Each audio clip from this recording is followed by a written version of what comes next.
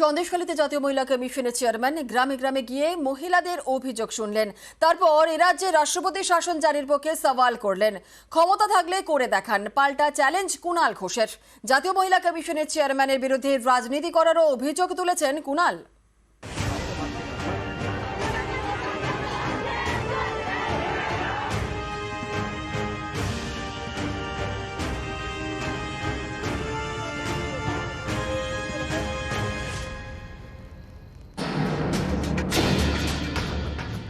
সন্দেশখালী নিয়ে রাজ্য রাজনীতির হাওয়া গরম, শাসক বিরোধী তরজা তুঙ্গে। এরই মাঝে সোমবার সন্দেশখালীতে জাতীয় মহিলা কমিশনের চেয়ারম্যান রেখা শর্মা গ্রামে গ্রামে ঘুরে মহিলাদের অভিযোগ শোনেন। और सभी महिलाओं ने कहा है हमें कहने में डर लगता है, क्योंकि एक तो समाज का डर और एक पुलिस का डर। इतना बुरा हाल है कि महिलाएं मुझे छोड़ नहीं रही हैं। मुझे नहीं लगता कि राष्ट्रपति शासन के बिना कुछ हो पाएगा। मुझे नहीं पता कि शासन कहाँ, प्रशासन कहाँ और चीफ मिनिस्टर कहाँ। मुझे लगता है उनको रिजाइन कर देना चाहिए।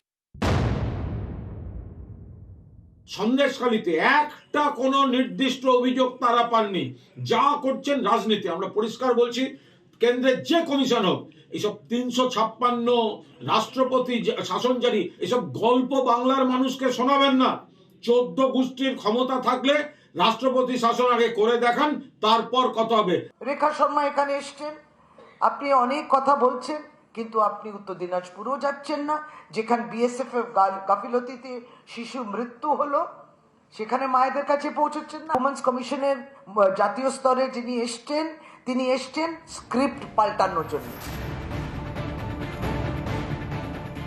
গত কয়েকদিন ধরেই সন্দেশখালী গরম।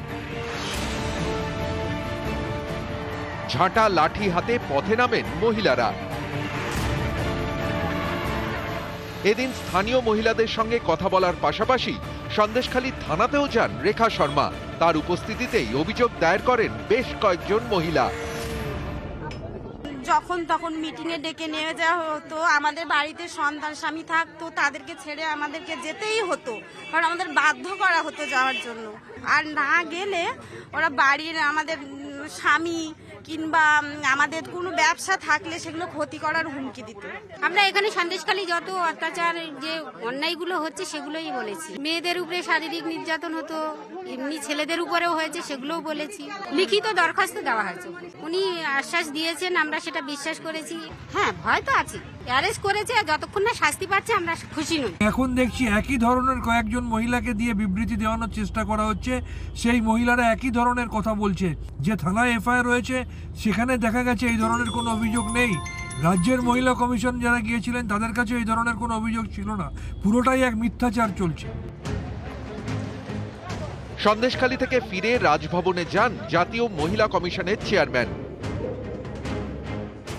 My priority is to see that normalcy is established there. I am not here for a political bickering. I will weigh all these things, and whatever is to be taken from the part of a governor, whatever action is to be taken, will be taken fearlessly. In the coming few days, you will certainly see the result. News 18 Bangla.